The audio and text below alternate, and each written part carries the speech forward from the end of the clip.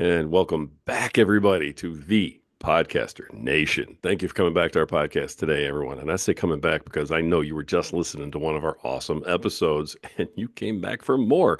We have a lot more for you. We have an incredible guest today. I love her accent. It's keeping me going because I didn't realize she was calling in from England today. But well, I can't tell you about that yet because we have to do some other things first.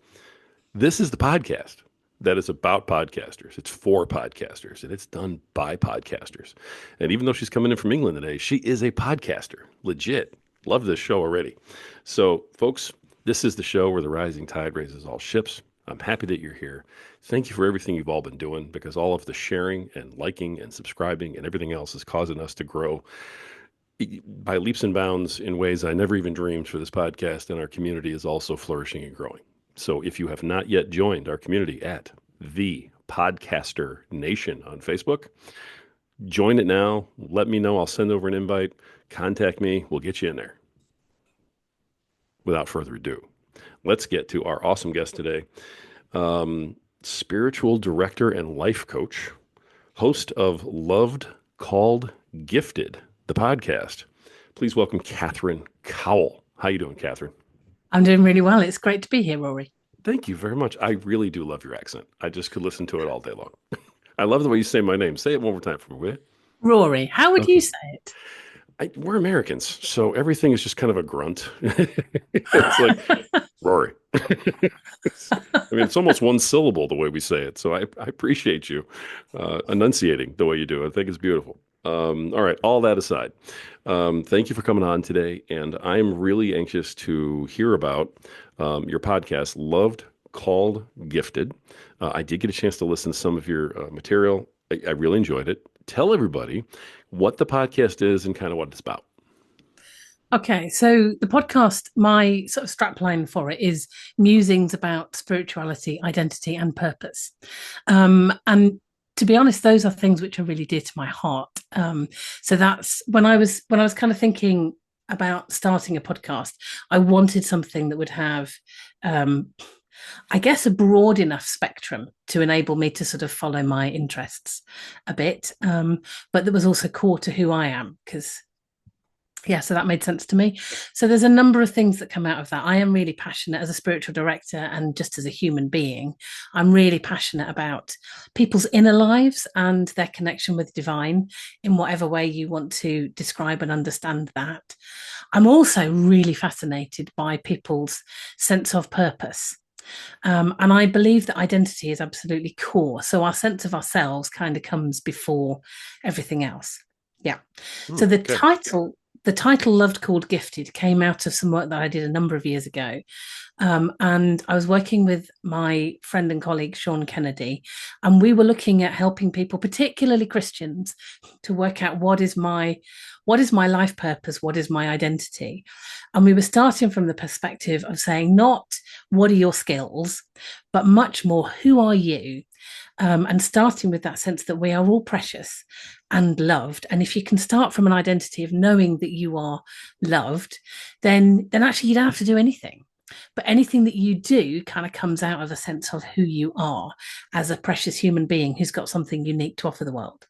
And then the calling and the gifting kind of would be after that. So that just felt like I thought it was quite a cool name. I like it. I think the fact we came up with it was great. And it felt like it kind of encapsulated what I wanted to do in my podcasting. So I love yeah. that. I listened to your introduction too, and you explained some of those things also. And in that, you said everyone is loved, everyone is called, everyone is gifted. And Yeah. so you do believe that everyone has a calling of their own as well. It's not just who they are, but it's who they want to be and what their calling is. Yeah, absolutely, absolutely, and I think that, but I think that comes out of your identity. Mhm. So if you look inside at what is it that I'm passionate about, what is it that I want to change in the world, those kinds of questions will get you towards knowing what it is that you want to do. And I've done quite a lot of work in the past around motivation, and motivation comes from a number of different things that come together.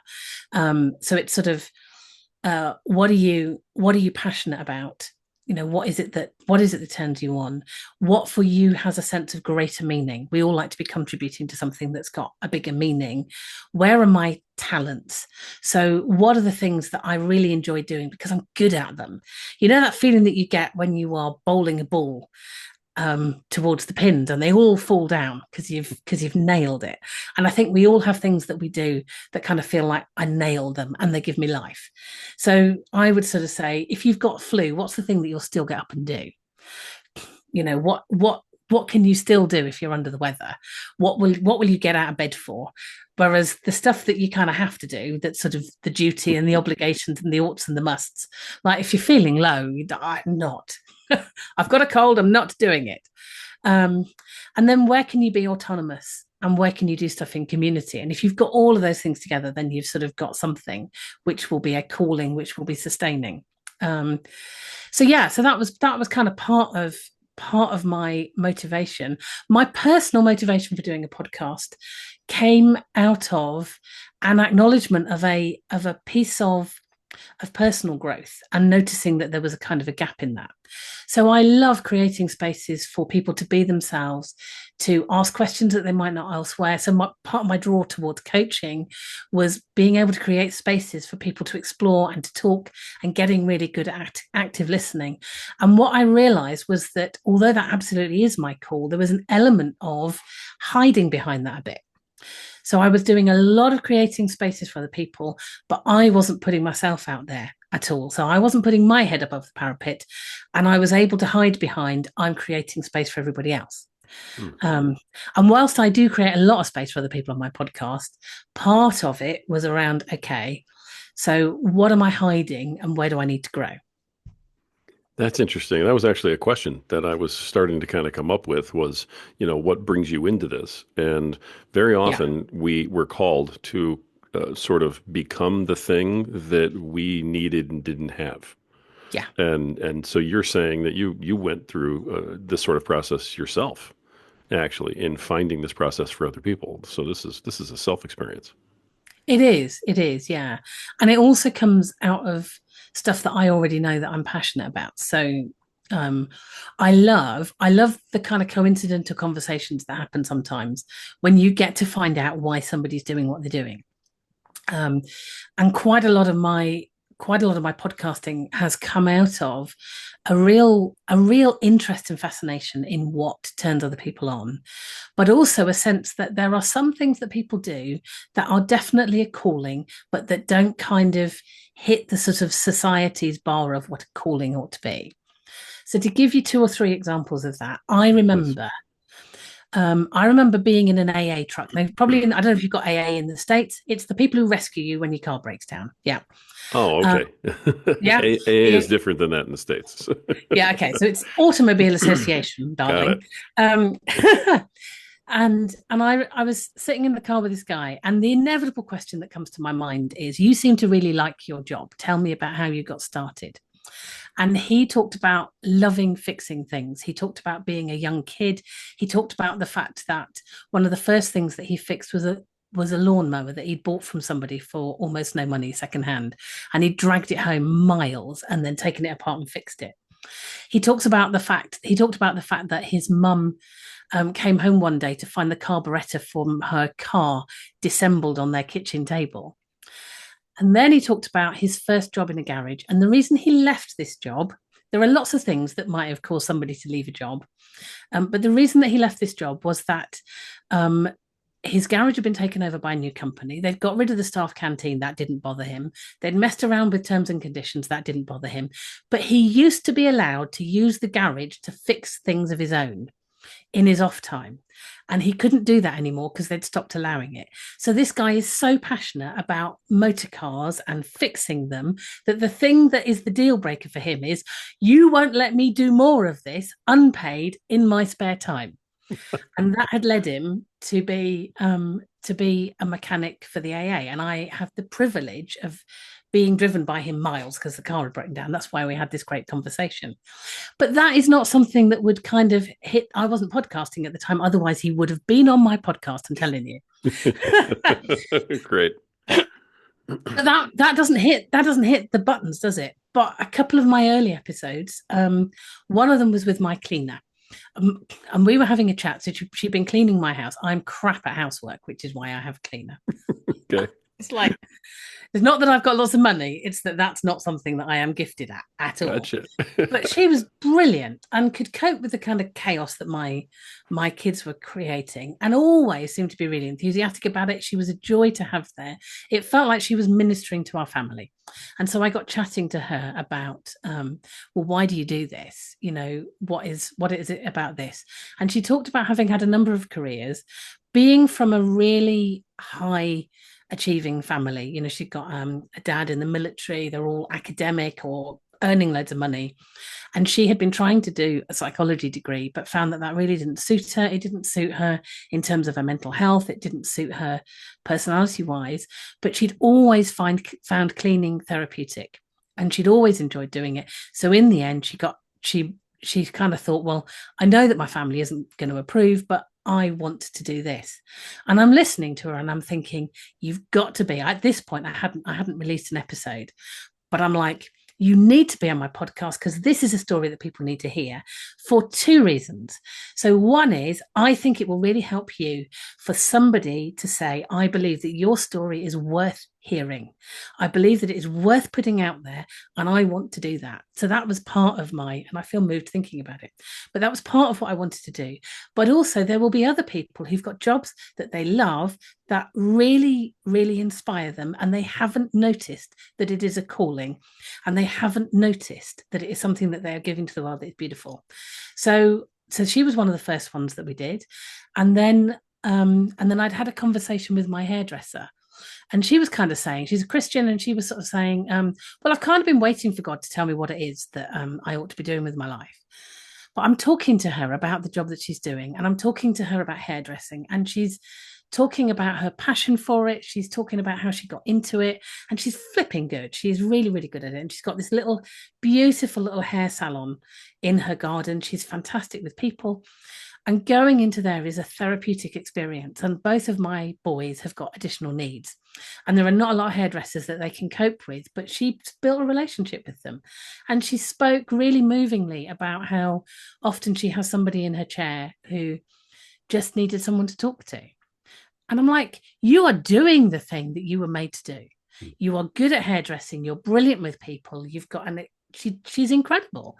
What she does, what she offers to the world is incredible. So I wanted to tell her story again, because I think she needs her storytelling, but also because other people need to hear that. Other people need to respect that. Mm-hmm. I don't say they need to respect it. That sounds a bit kind of telly-offy, doesn't it? But I think those things need kind of raising, you know. Sure. So that's part of it. That's part of why I do it. And then what's the other part? Yeah, there's more here.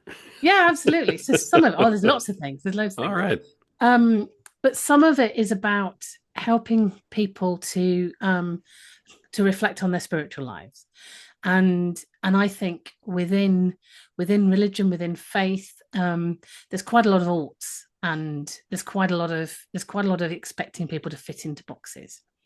And a lot of what I do is about helping people to see that who they are is loved by God, and there is space. You know, there is space in God's heart for everybody, but we all connect with God differently. And so giving space for kind of thinking about that aspect of life is really great. And again, one of my fairly early ones was a conversation with somebody who'd been one of my spiritual direction clients. And she'd come to spiritual direction because she thought that I was going to tell her what to do and get her on track, because she was married to a vicar and he did a lot of getting up early in the morning and praying. And she felt that, and she wasn't kind of doing very much of that. And she thought that if she got a spiritual director, then the spiritual director would get her to do more praying early in the morning and more reading her Bible, and that would be better. And she'd be more pleasing to God. And what we actually did together was look at, okay, so where do you sense the divine in your life? And she kind of thought about it, and she thought about when she's walking her dogs, when she's out in nature. And then I said to her, well, when you were telling me about your job with special needs kids, I could really hear your heart in that. And there's something beautiful kind of coming out of that. And I'm wondering if you connect with the divine when you're doing your work. And she thought about it. I said, yeah, I do. And from that, we then began to have some conversations about quite a lot of emotional stuff that she'd felt was sort of not allowed. I don't know if people are kind of in the Christian milieu, then they will be perhaps familiar with people sort of saying, you need to be victorious and you need to be grateful for everything, and God is in charge and it's great and it's marvelous. And for quite a lot of people, that means that when life is really difficult and really hitting the rocks, they find it very hard to be honest about those emotions, because quite often people have told them, well, those are things that you put to one side. They throw Bible verses at them like all things work for good for those who love God. It's like, yeah, well, this doesn't feel very good at the moment. Guess what? That doesn't matter. Right. So I wanted to have her on because I wanted to I wanted her to be able to share that story, because again, that is potentially really releasing for people. So in terms, you can hear that I feel quite called to this. Absolutely. I love this. So there's a number of different sort of things around that. Some of it is about the fact that I think this is a really good story that I really think will bless listeners. And that's part of the picture.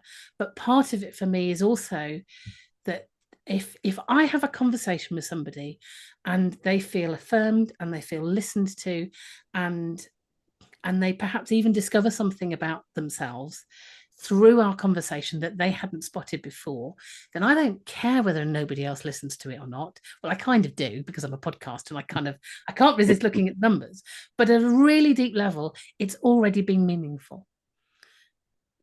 So can I Wow. tell you another story? I would love another story. You know what? Do not stop on my account because I don't need to jump in. If you want to talk the whole time, I will just hit record and say thank you. But it's nice to have a conversation, isn't Of it? I'm course. just on a bit of a roll. But I love Um, it. Go for it. What do you got?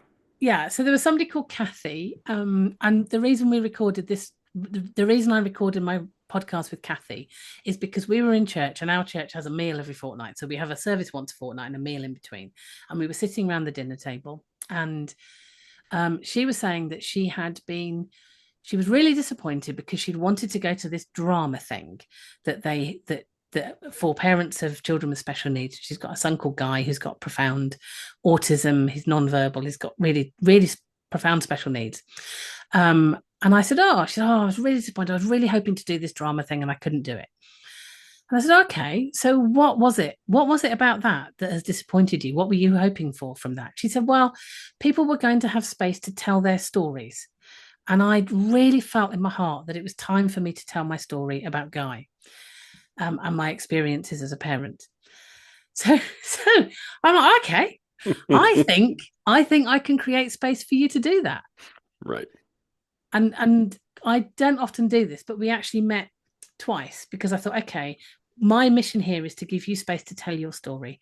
So we will meet once and you can tell it to me informally in a cafe, and I'll block out a bunch of time so that we can do this slowly and we can chat, and then we can come back and we can do it formally.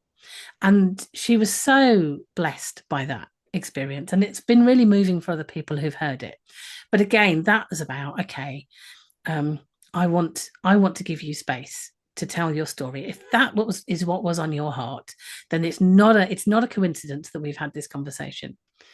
So yeah, so there you go. Wow, that was a lot to unpack. I love that. Um, you mentioned earlier, clearly you're called to do this. I mean, anybody who's listening to this or watching this, the video version, they can see how impassioned you are about this. I mean, you're just lit up. I think that's great to see and to feel and be a part of. Um, how do you come to this? Where are you in your life? What happens in your life that gets you to say, this is what my calling is, to make space for other people, to share these gifts that I have, by being this listener and giving them this spot and helping them find that purpose. How do you get into this line of work? I don't. That's a really interesting question. I think that thread of wanting to create space for people has been there for a long time. So years ago, I was a speech and language therapist, pathologist, I think you call them in the US. Hmm. Um, and I sort of moved into management, not exactly by default, but because what I could see was that in my profession, um, there were quite a lot of people who had got particular things that they wanted to offer the world of speech and language therapy. And I could see that quite often the management structures around them weren't giving them space for that. And so I ended up being a manager. And part of my heart in that was, um, how can I help you? If you are in my team, how do I help you to be you? How do I get rid of some of the barriers? How do I create space? And then I came to a point. I'm doing that within an institutional environment is quite tricky, actually. So there was a period of time when I spent quite a lot of time looking at how do institutions work, um, and how do they get in people's way, and are there ways of leading that are not about leading so much from the front and having the vision as about listening to people and helping them to understand what it is that they're called to do and create space for that. And although I think there were little opportunities to do that within the National Health Service, and within that kind of institutional structure, I could also see that that was really tricky. There are lots of things around that that become difficult. And then I got passionate about coaching because I'd sort of stumbled into it a little bit. But what I'd noticed was that the things about being a speech and language therapist with clients and the things about being a manager that lit me up the most were the things that were most coaching like. And coaching is always about helping people to kind of take their next step, really. And but one of the things when I was training to be a coach, one of the things that really resonated and stuck with me in all of the different bits of training I did. Somebody once said, you often have a choice. You can coach the problem or you can coach the person. And if you coach the person, then they can take what they've gained from your coaching and they can apply it everywhere. Whereas if you coach the problem, it could be a one-time only thing. And I thought, yeah, no, I want to coach the person. And often what I found in doing that, was that actually I ended up talking to people about their spiritual lives, which is what kind of led me into spiritual direction. But I think coaching was the beginning of understanding that the best work we do with people is often walking alongside them and creating space. Um, so I think that's been around for a long time, and I was also very passionate about offering spaces for people of faith who sort of didn't fit.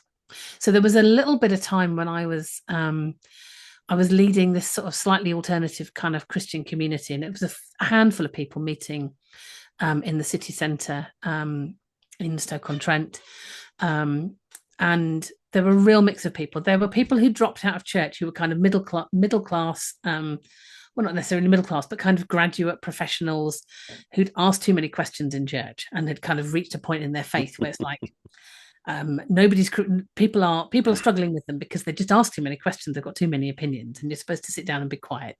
And then we've got people within that community who were sort of on the edges of society, so they were homeless or they were got drug problems, and this really random collection of people with mental health problems and homelessness, um, and lecturers from the university and physicists, and just a real random mix of people, and we would get together and create space for people to talk. So I think that thread has been there for quite a long time, for a number of years.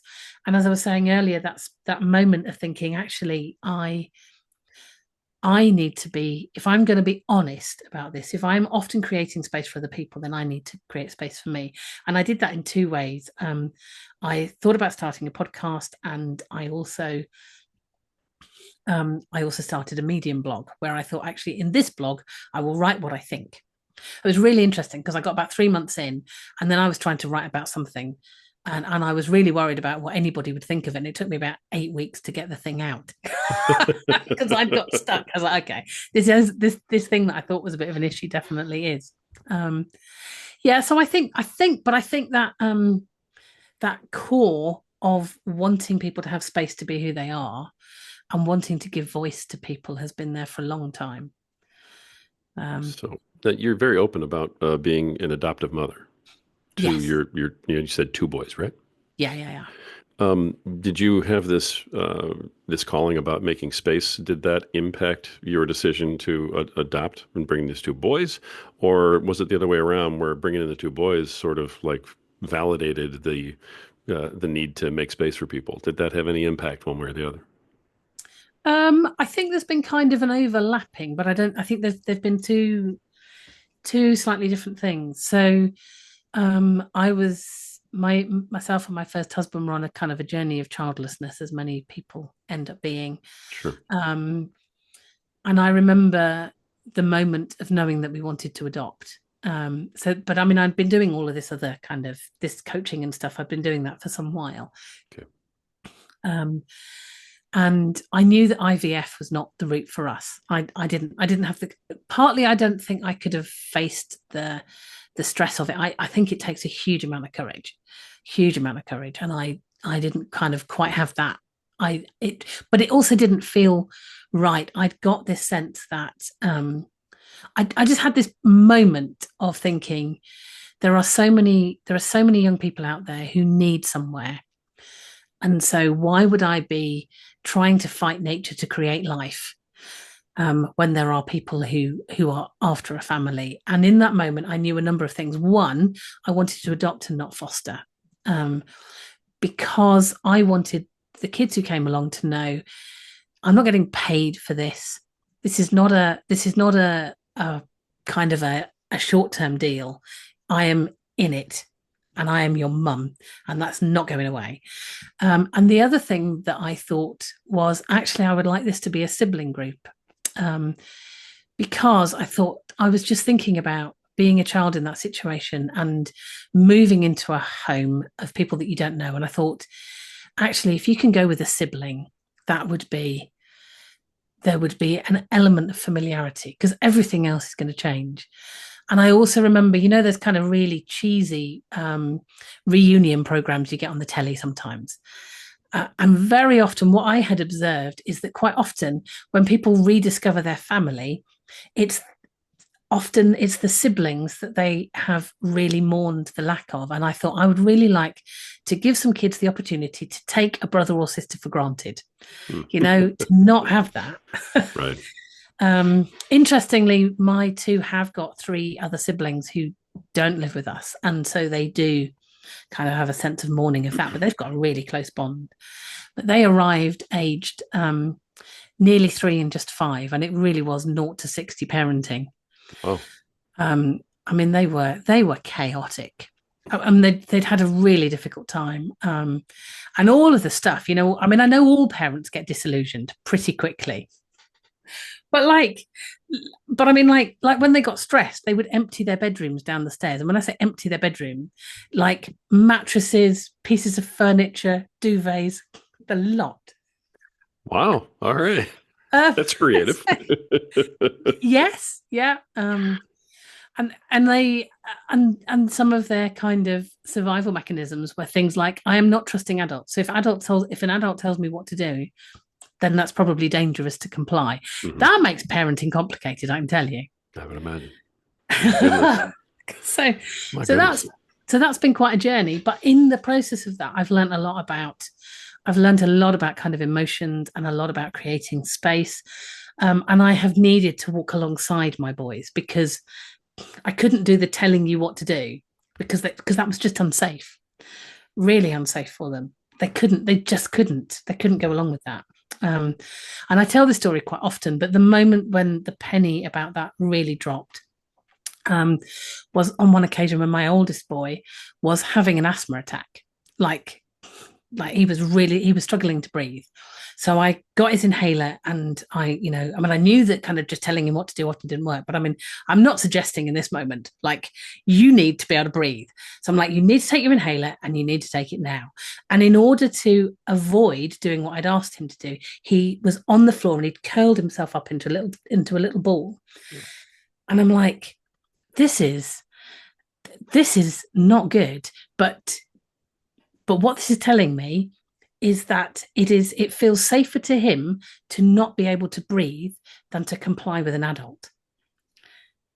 So I'm like, okay, I Wow. need to I need to Yeah. take a breath here. And I remember sitting down next to him and sort of saying, look, the reason you are struggling to trust me now is because of what happened when you were little. But and I talked him through it, and I was just a calm presence, and he unfurled, and then I could give him the inhaler, and then we went to A&E, so to the hospital, and I kind of thought, okay, this is not about children who are not wanting to behave. This is about kids who are really scared, really scared. And there have been times when, in their moments of most distress, when I have most wanted to kind of scoop them up and hold them, they've been least able to accept that kind of affection and support. And we are now, I mean, we're in a great place now. They still find lots of aspects of life really difficult. But we have a great relationship, and now I can I can make suggestions and they'll go along with it, because they are feeling safe, but they weren't back then. So that journey of, in the midst of all of this chaos, of coming alongside and showing empathy and listening and creating a safe space has been really important to do. And so quite a lot of my work now is around mentoring and supporting parents. So I've got quite a few podcasts which have ended up being with additional needs parents or people who are working in that field. But quite often, quite a lot of those principles kind of beautifully spill out into other aspects of life anyway. So I sort of trust that if I think they're cool to talk to, that somebody who's listening will enjoy it.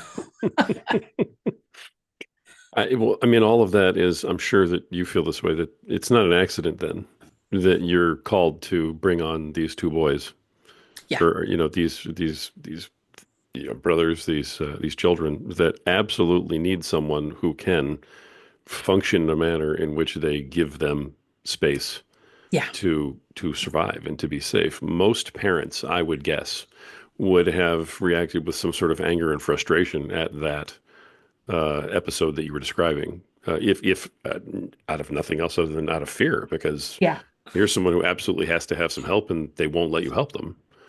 And yeah, so, I mean, to be able to have the wherewithal and the gift to calm down and connect, give them their space to be afraid. Yeah, I'm not, it has to occur to you that not too many other people could have handled that situation. So it's not an accident you have these children. no. Okay. I mean, I believe in divine intervention, and holy cow, what a story. Well, That's it was really interesting before they were going to be our kids. So um, our little really really quite spooky miracle story is that way back before the kids were born, before we were thinking of adopting, my first husband and I we'd done some 24/7 prayer in our house. We'd kind of opened our house for anybody to come and pray however they wanted to, in whatever way. We got kind of, anyway, but that won't surprise you. Come and be you in our house. not at all. Let me make space for you. Yeah, absolutely, absolutely. Wow. And one morning, Andy came downstairs and he said, "I think God's given me two names." Okay. And we'd got friends who weren't Christians who were slightly randomly praying. They wanted to start a family and they wanted twin boys. I mean, why would you? I mean, I don't know why you would kind of want to be opting into that, but that's what they were praying for. And they'd drawn a picture of these twin boys on our wall. We'd got a prayer wall people could write on if they wanted. And so we thought, our mates, they're gonna have twin boys. This is God's sign. And this is what they'll be called. So we wrote these names down and we stuck them in an envelope, and we said, we think God's told us what your kids' names are going to be. And then they had a little girl. So we're like, it will have been too much cheese. It will have just been one of those random moments. And we felt like really mad Christians, who'd just got this completely wrong. 7 years later, Sure. um, 7 years later, we are looking at profiles of kids, and there are these two little boys, and something had hit my heart. I'm looking at these really blurry, grainy pictures of these couple of kids, and we'd had a few profiles, and something said, I want to know more about these boys. And one of them had got speech and language delay, and a friend of mine said, "Well, he needs a speech and language therapist, then, doesn't he?" But something had hit me, and it was only once we had said, "Okay, we will ask for more information about these guys, that I suddenly realized that their names were the names that Andy'd written on a piece of paper 7 years before. That's, you know what? That is a little creepy unless you recognize the fact that they're supposed to be with you. Yeah, absolutely. And Absolutely it, supposed to be but with it's, but I think, and then things got really tricky because my husband, it turned out, had got quite a lot of unresolved childhood trauma. Um, and if you would like your unresolved childhood trauma exposed and brought to the surface, then I highly recommend inviting two very traumatized attachment disordered you. children into your home. That will do it for you if that's what you're after. It Ouch. worked really well. Sure. Yeah, you can imagine that was really, really, really tricky. And Right. so we got to the point where we needed to split up for everybody's mental health, really. And inevitably, it was me who needed to kind of pull the plug. So you can imagine that was quite difficult. We had not fallen out of love, Ouch. but things were not absolutely were not working. It was not. Yeah. Yeah, it was really that was really painful. So I think we had amongst the most when we eventually got to it, and everybody found that difficult. Andy found it difficult. The boys found it difficult. I found it excruciating too. But we did file our divorce papers online together over a coffee and a Costa. 8 months after we split up. So I think we dealt with it about as adultly as we could have done. Yeah. I mean, I want to say good for you, to that one, because Yeah. at least you ended it, amicably. But that's I'm sorry you had to go through that. That's tough no matter how you cut it. So Yeah, yeah, it is. It is. It um is, yeah. wow. But that you said your first husband. That Yes. Yeah, means yeah. there's a second one. There is a second one. There is a second one. And we'd known each other for years. So Stephen was married to Marnie.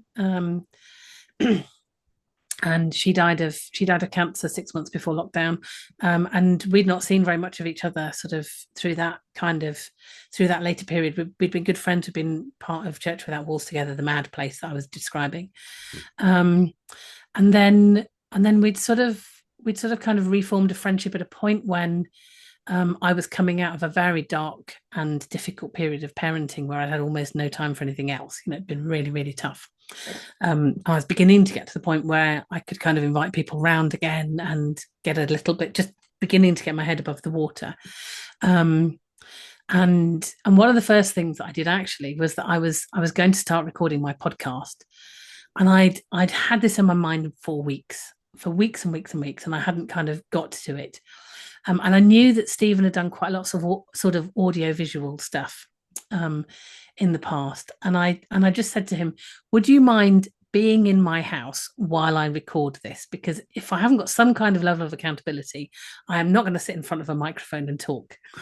Nice. It All was right. it was just a solo episode, um and I recorded it, and then he very kindly offered to edit it for me, and he's been editing ever since, which was really lovely of him. Oh, you And got him. interestingly, yeah, You got him. I got him. That isn't why we got together. It's just entirely coincidental. But interestingly, I was talking about kind of how do you know what your calling is, and he said that as he was editing it, he said, well, as I was editing it, I thought all of the things that you're talking about kind of how do you identify things that you're called to do. I'm noticing this about my experience of editing your podcast. So he'd offered to kind of do the editing, which is just amazing. And then that Christmas, I decided I was not going to do another Christmas Day as a single parent, because it's just like I'd made the best of it. So I was saying to friends, anybody, do you want to come to my house for Christmas Day? And I was like, anybody, adult, able to hold a conversation. I don't care who you are. And he wanted to be in the city over Christmas for various sort of logistical reasons. So he took me up on the offer. And then I'm saying to God, I'm sure there are other people who would really appreciate this opportunity. Just send them my way. Let us hook up, make the connections, because I'm really open to welcoming as many people as you want to send. Absolutely nobody except Stephen. So we spent all Christmas Day together. And there was a moment, because we've been friends for a while, I was sort of talking about my struggles with weight loss. And he kind of said, well, I think you're looking all right anyway, and then was a bit embarrassed about that. And then was kind of sort of saying, but I didn't mean it that way. I didn't mean it that way. And in order to sort of end this piece of conversation, I said, look, shall we not both agree that neither of us is interested in a relationship with the other? And I just, I'm not bothered about what you said. And it's really funny because at the beginning of that sentence, I absolutely meant it. By the time I'd uttered the last word of it, I absolutely didn't. It was as fast as that. And he said later that he kind of felt a little bit sad after that when I'd said that. And yeah, so then there was a question of, well, what do I do about this now? Well, Well, yeah, you kind of shot the guy down. I mean, I don't know. I mean, I got to applaud this guy for coming back after that because that's a. well, so we saw each other a little bit over that kind of Christmas New Year period. And there came a point when I thought I've got to say something. So I said, well, look, I'm aware that if we are working together, doing the podcast, if we are working together and we're spending time together, I think there is the possibility that our friendship might develop into something more, was sort of what I said. And he said, oh, that's encouraging. I thought he meant, yes, I would like that to happen. What it transpired he actually meant was, I've been seeing a grief counsellor and she would like me to think about things in the future. And so I am thinking that somebody thinking they could have a relationship with me would be quite encouraging. I thought we were on. He wasn't thinking that way at all. And then when I made a reference to this conversation a few days later, he spent a lot of time explaining to me how he was definitely not ready for another relationship yet. And he still felt married to Marnie. And I thought, bugger. That's not how this is meant to go. And I'd had a conversation with a friend who said, and he said, I mean, if this is not shutting the thing down, I don't know what is. He said, well, I wouldn't want anybody to be in a holding pattern. And I had a conversation with a friend who said, I'm like, I don't know what to do now because I really like him. Who said, well, you could always be in a holding pattern, but don't tell him, and then kind of see where you're at 3 months' time. So that, okay. So that kind of settled me down a bit. And then I thought we really need to get out of this awkward relationship spot that we're in now, because I do want your friendship, and I do want to do this podcasting thing together. And it's going to be really awkward. So I thought, what's the least come on way of getting some time together? And I'd got some meal kits kind of coming, like they send you a box of stuff and you make the recipe. So I said, I've got a couple of HelloFresh meals that need eating by Saturday, and 2 of them are veggie. Stephen's a veggie. So if you'd like to come around for your tea, and you're free anytime this week, then you can. And then there was a bit of a pause. I think he didn't reply to my text for about 24 hours. And then, no, I could be free on Wednesday. I'm like, yeah, we'll come around on Wednesday then. Well, he turned up with a bunch of flowers and said, shall we call this a first date? So I didn't have to be in a holding pattern for more than about 3 days. I mean, I have to give you credit because when you start off, when you start off with, I have absolutely no, intention of having a relationship here, and I'm sure you don't either. And then you go into, I'm going to throw this food away. So if you want to eat it, come by, have some tea, and somehow that results in flowers. You've got some game. I don't know how you pulled it off. I don't either. I do also have to say, I've been doing this a long time, and yeah, long time. And I've seen people go to great lengths before to like nail down editing services. Like, wow, you took the cake to hang on to your editor. Yeah, I would like to point out that, I'm kidding. Oh my word. So yeah. You got married though. We did get married. We got married a year ago. Congratulations. That's absolutely and it's just beautiful. It's just really lovely. What a story. No, What it's a great. story. So it kind of came together, and he's really good. He's very patient. And I need an editor, partly because of the kind of people that I sometimes have conversations with. So one of the hardest was that conversation that we had with my cleaner, Mm, because she was, I'm sure she was all over the place. I mean, there was some deep wisdom. There was also a whole pile of stuff that you wouldn't want to put out on a podcast. sure. Like very nice of you to share this, but you really don't want the whole world to hear this. Right.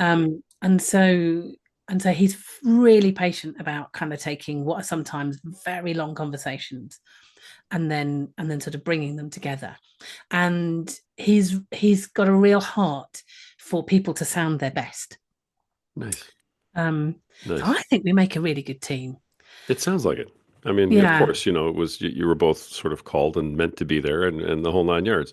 That's, I mean, that's one of the questions I usually kind of throw out there is, how do you edit? I think we know that now. So, Yes, I um, deploy Stephen.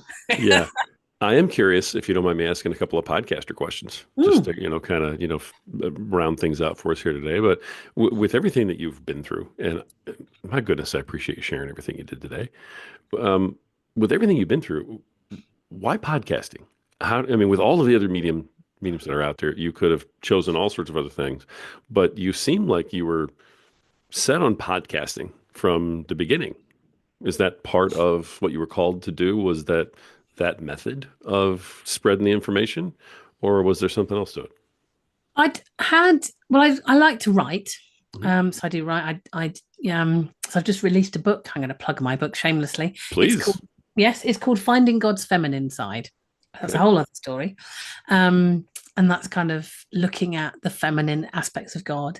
And that's been so I like to have a book on the go. Um, but that's been a whole other journey. And I really enjoy writing. Um, I've also over the years done little tiny bits of being interviewed on radio, and I've always enjoyed that. And people have quite often in my life said that they like my voice, which is very kind of them. Um, I said that today. So yeah, I'm right there with them. yes, I yeah. understand. So there's always been in the back of my mind. I wonder about something audio at some point, and would there be a space for that? Hmm. Might there be a local radio station that would let me have a slot? And I've always thought I would love to have space to interview people and give people space to tell their story. So I kind of had this idea of maybe at some point doing something audio which was about asking good questions and about kind of crafting that sort of interview technique. And I think it's just that podcasting was around, and I just thought I would give it a go. Um, and see where it got to. And I sort of thought, well, even if all I do is 10 episodes of conversations with people and they're out there and somebody hears it, then that'll be great. And if it goes further than that and I decide that I really like it, I can carry on.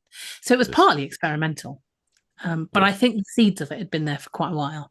Yeah, no, I can see that now. I got you. You're a natural at it. I've listened to, Mm. to some of your stuff. It's you jump off you jump off the page, so to speak. But audio wise, the when you got started with podcasting, did you invest in a whole bunch of equipment and stuff, or I mean, did you like just kind of use whatever you had? Did you grab your phone, your laptop? How did you get started? I did quite a bit of sort of reading around at what there was out there. I bought a Yeti mic because that wasn't overly expensive, but also it Hmm. was simple.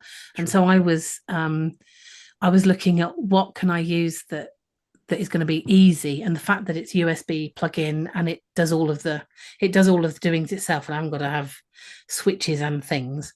Right. So for quite a long time, I'd got my Yeti mic and my Apple computer, and I just recorded on GarageBand. Um, and Good then if deal. I was doing something remote, then I did that on Zoom. I tend to do my own remote stuff on Riverside these days, just because occasionally Zoom has not been terribly helpful. Um, Yeah. and then And then Stephen has done a little bit of investing. But I think just having something that would get me going, I felt that using a phone mic probably wouldn't be, I wasn't convinced that the audio would be great from that. Sure. Um, and my feeling about audio is that I'm not looking for perfection, but I'm looking for it to be good enough to sort of not get in the way of people listening. So I Nice. want it to not be a distraction. But I also was not going to kind of do all of the investing in a soundproof studio stuff because I knew that I wanted to be out and about. Right. Because of the kind of interviews that I do, my priority is that the person I'm talking to feels comfortable. So if we have to do it in their kitchen that's a bit echoey, then we'll do it in their kitchen that's a bit echoey. Um, Stephen has invested in a couple of bits of software that will clean the sound up. So I think something called Crunkle Pop, and I think there might have been something else. And then he came across Zoom recorders. So he'd got a couple of mics that were not particularly expensive. And this is the slightly techie bit. So my Zoom thing, you can plug two microphones into it, and it apparently does something called, and I only know this because Stephen's told me what it's called. It's got 32-bit float, which means that you don't have to worry about levels. It will just record the whole lot, and then you'll have something that you can kind of deal with. You deploy Stephen then. Bring in your in-house editor to come take Yes. care of things. Just Exactly. to sort it out. But that's really good because I can just plug the mic, and that wasn't overly expensive. So I don't know how much we've spent. It Sure. might be as much as £500 in total over the last 3 years, but I suspect it's not really. And then there's a little subscription to Podbean. So not a massive amount. Sure. And it's a bit of a passion project. So I'm not expecting to make money from it. Oh, Um, wow. Okay. uh, and that gives me quite a lot of freedom. I think if there is income that comes from it, then it will be because somebody's invited me to lead a retreat or do a talk or something kind of off the back of it, if that makes sense. Sure. Um, but I'm just not good at the business stuff, and I haven't really got the patience for it. Got Um, it. but but that doesn't make what I am offering to the world any less Of valuable. course not. No, no, no, no, no. Um, No, not at all. It just when you're able to monetize, then you can do more. So yeah, but then but yeah, I've got quite a lot of other things going on in my life. yeah, So just a little bit. Some kids and your yeah, so editor and are and you I'm still working full time at your pathologist job? I've I have not been able to work since the boys were fairly small because they've not been able to manage school, and Oh, there's I wow. mean the level of need that there has been. So although I didn't adopt expecting to get any kind of economic sort of whatever off the back of that, I am in England, and we have quite a good um, although people complain about it, we have a really good sort of social security support and kind of system. So I've been getting it from the moment when I couldn't work. I was able to get adoption allowance, which has been helpful. And there are other little bits and pieces. And I do bits and pieces of kind of freelancey stuff. So some of my spiritual direction clients are able to pay. I see. Um, I do a little bit of work for the diocese. And then as a couple, we've got, we're okay, we can manage. And Stephen is very keen to sort of support me to bless the world. He's marvelous. That's great. That really is great. So yeah, but that takes the pressure off. And I'm not keen on listening to podcasts with loads of adverts in them. And I understand why that happens, but it's so if I can offer something without a load of fluff that kind of quite quickly gets into the meat of it, and I can offer something that's good quality, then that's what I like to do. And my basic metric is that I am very happy to spend time with somebody on a one-to-one if that's helpful to them and that blesses them. So my first kind of, this is a fairly low bar, I understand, but my first kind of is this worthwhile thing in terms of numbers was if I was to add up all the hours that it's taken, for the planning, for the recording, sometimes for pre-recording conversation, for the editing, transcribing, all of that. If I add up all those hours and the number of hours that we get of people listening is at least equal to that, then it's at least equal time-wise to if I had sat in a coffee shop with a series of people. Does that make sense? Because It as a does. coach, you're working kind of one to one. I like your equation. I've never actually heard anybody equate it like that. So it's almost like one person per hour type of thing. Because if Yeah, I was going to donate an hour of my time to sit and help somebody, would yeah, I do that? Of course I would. I mean, yes, anybody who's in podcasting probably would say yes to that. But to yeah, equate that to your number of listeners, I like that. I'm going to yeah. steal that if that's okay with you. Oh, do yes, I'm yeah, going to yeah, yeah, absolutely, I've yeah. already stolen it. I'm just asking permission now after the fact because I'm already writing it down over here. I love that. I really do because everybody Mm, wants to qualify and quantify, and everybody's always looking at numbers, and it's part of what we do as podcasters. We are obsessed with our numbers, of course, but to be able to quantify it that way, I love that. yeah. And I would still like my podcast to have a broader reach, partly because the feedback that I get is often really, really positive. The number of people who say, "Oh, I found Sure. that really helpful," or "That was really inspiring," or "I really loved that conversation." Hmm. Um, uh, but I have to watch myself because it's very easy to get obsessed by that stuff. Sure. Um, so part of me, inevitably, I'm only human. So part of me is kind of does have that feeling of, well, I've listened to that podcast and it was really a bit naff, and their numbers are way better than mine. I know that this is decent quality stuff. It's not. I mean, I'm sure there will, of course, there's stuff out there that's better. Sure. But for what we're doing on the kind of um, sort of human budget, if you like, with which we're doing it. So there's two of us and whoever we're talking to, basically these days. Um, for a little while, somebody was volunteering to do some transcribing for us, but that happened for a while, and now it doesn't. But there's really good software out there that makes the transcribing easier. Oh yeah. Um, so so yeah. So how do you go about promoting your show?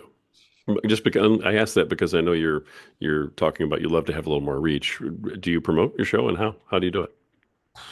Oh, really ineffectively. I am shockingly bad at this. Could you be So I honest about that? Could you just show me a little honesty and openness about this whole thing? I stop holding back. That's great. Okay. All so right. I stick it on all of the WhatsApp groups that I'm part of who might be interested. I stick it on the Facebook groups that I'm part of. If I think this episode might be interesting to these people, I've got a Facebook group. Um, I can't work out how Instagram works. I don't put it there. I have got a LinkedIn Okay. account. I stick it on that, but I'm really not very good at engaging with LinkedIn because I don't like it very much. It's basically wall to wall CVs and Right. addendums to CVs, really, isn't it? I mean, It effectively, really is. it's like I'm not sure. Oh So boy. I kind of keep thinking I ought to be able to sort out an email, but I haven't sort of worked out how to do that. And quite often, by the time I've sort of done the podcast, I mean, I'm alongside all the other things that I'm doing. I've just started a PhD, so like I don't have masses of time. Okay. Thanks for that. Um, Let me back up for a second then, because I was going to go back and reference the book. Is the book done and published, or is it on It, its way to being published? it is done and published, Done yes. and published, So and there you there it go. is, Finding God's There it Favor. is. Okay. Um, Yeah. I didn't want to let that go without saying if you send Mm, me the link for yeah. the book, I'll make sure it's in the show notes. That way, if Yeah, anybody wants that'll to be buy great. it, they can like Bing and just get it easy. Okay. So make sure send that over in Messenger or something to me, and I'll make sure it hits the show notes for the show. Yeah. So I write like I talk, I think. So if you've enjoyed listening to me waffle, well, then you I'm looking probably forward to it. All right, that sounds good. Now, you've just challenged me to buy the book now, so I'm gonna have to do that. Um, and I'm sure my wife will want to read it too, but because you're talking about God's feminine side, that's gonna be right up her alley. I'm sure she's gonna yeah, be like, "Oh, hey, did you read this? Because you need to learn something here," and she's gonna smack me around. But I love it. So that's great. And now you're working on the PhD, which yeah. is sort of insane, but congratulations to you. I think that's Thank you. awesome. Let me ask you my corny question because we're a little bit over on our time, but I don't Yeah, want to yeah. stop this until I get all this stuff out of you because you've just given me a ton and I love it.